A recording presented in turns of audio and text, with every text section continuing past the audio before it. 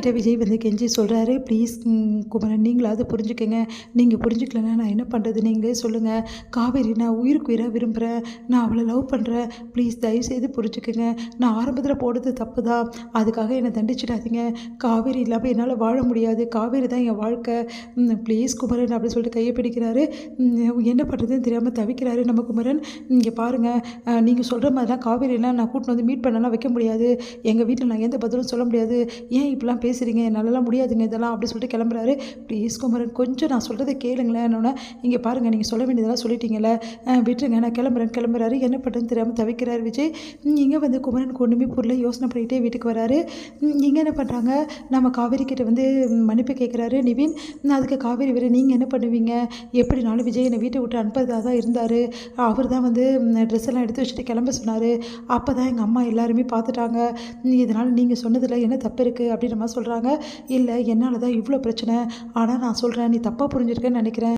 அண்ணங்கிட்டையும் ஹாஸ்பிட்டலில் வந்து அவர் உன்னை விரும்புகிறதா சொன்னார். நீ தான் அவரோட வாழ்க்கைன்னு சொன்னார். நான் அவளை ஃபுல் அண்ட் ஃபுல் லவ் பண்ணுறேன்னு சொன்னார். இந்த மாதிரி ஒரு மனுஷன் சொல்லும்போது எப்படி வந்து மாற முடியும்? அதனால் எனக்கு என்னமோ வெண்ணிலா வந்தால் கூட சரி ஒன்றை தான் அவர் நினச்சிட்டு இருந்தார். இதில் ஏதோ மிஸ் அண்டர்ஸ்டாண்டிங் நடந்திருக்கு. அது மட்டும் என்னென்னு நம்ம கண்டுபிடிக்கணும் அப்படின்னு சொல்கிறாரு. அதை கேட்டு வந்து காவேரி யோசிக்கிறாங்க. இல்லை எனக்கு என்னமோ இல்லை காவேரி எதுவுமே அர்ஜென்ட் பட்டு முடிவு பண்ணாதுன்னு பேசிகிட்டு இருக்காரு. இவங்க ரெண்டு பேருமே வந்து பேசிகிட்டு இருக்கிறத வந்து பார்த்துடுறாங்க. வந்து யமுனா அவளை தாங்கிக்க முடியல. இவங்க ரெண்டு பேரும் என்ன பேசிப்பாங்க? ஒரு வேளை பழைய வந்து இவங்க விரும்பினது எல்லாத்தையும் பற்றி பேசிப்பாங்களோ? ஐயோ என்ன பண்ணுறதுன்னு தெரியலையே. நான் வேற இன்றைக்கி அக்காவை கூட்டின்னு வந்து வச்சுக்கிட்டு இங்கே ரொம்ப தப்பாக போச்சு. இவங்க ரெண்டு பேரும் என்ன பேசிக்கிறாங்கன்னு தெரியலையே அப்படின்னு சொல்லிட்டு அப்படியே வந்து டென்ஷனாக பார்த்துட்டே இருக்காங்க. இது எல்லாத்தையும் சாரதா வந்து பார்க்குறாங்க. பார்த்துட்டு வந்து இங்கே நான் இன்னும் கொஞ்ச நாள் இருந்தேன்னா அக்கா தங்கச்சிக்குள்ளே அடிச்சுப்பாங்க, சட்டை போட்டுப்பாங்க. முதல்ல இங்கேருந்து நம்ம கிளம்பணும், இல்லைன்னா பெரிய பிரச்சனை கண்டிப்பாக வரும் அப்படின்னு சொல்லிட்டு யோசிக்கிறாங்க சாரதா.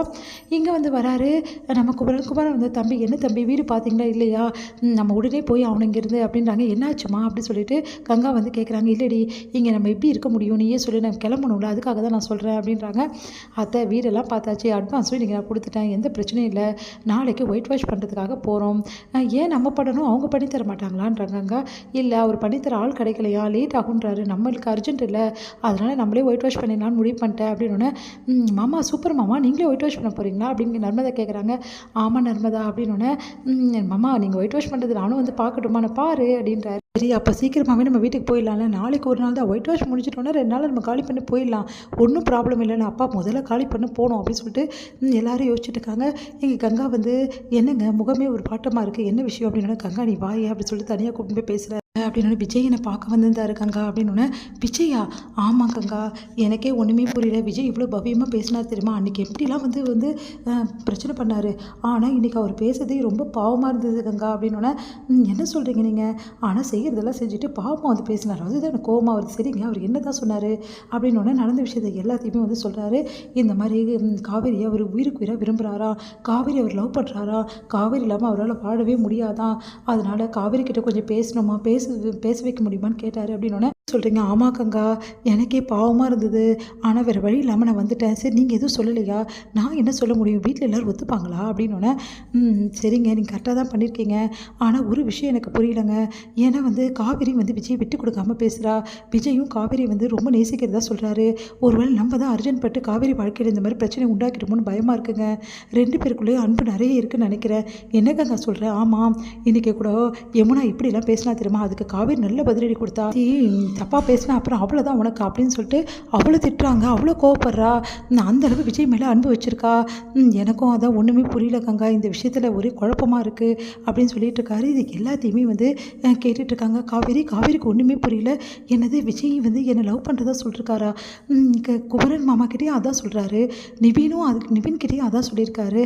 அப்புறம் என்கிட்ட மட்டும் சொல்லவே சொல்லலை, அவர் என்கிட்ட மட்டும் சொல்லியிருந்தாருன்னா நான் வந்து வீட்டை விட்டு வந்திருப்பேனா, என்ன நடக்குதுன்னு ஒன்றும் புரியல, விஜய் பற்றி புரிஞ்சிக்கவே முடியலையே. இப்போ வந்து குமரன் மாமா கிட்ட கொஞ்சம் நேரம் பேச முடியுமான்னு கேட்டிருக்காரு. சரி விஜய் போய் மீட் பண்ணி பேசி பார்ப்போம், அவர் என்ன தான் சொல்ல வரான்னு கேட்போம் அப்படின்னு சொல்லிட்டு யோசிக்கிறாங்க. ஆனால் எல்லாருக்கிட்ட என்ன சொல்கிறது ஒன்றும் புரியலையே. ஆஃபீஸ்க்கு போகிறோன்னு சொல்ல வேண்டியதுதான், வேறு வழியே கிடையாது. எப்படியாவது சொல்லிவிட்டு நாளைக்கு விஜய் போய் மீட் பண்ணணும் அப்படின்னு சொல்லிட்டு காவேரி வந்து யோசிச்சுட்ருக்காங்க.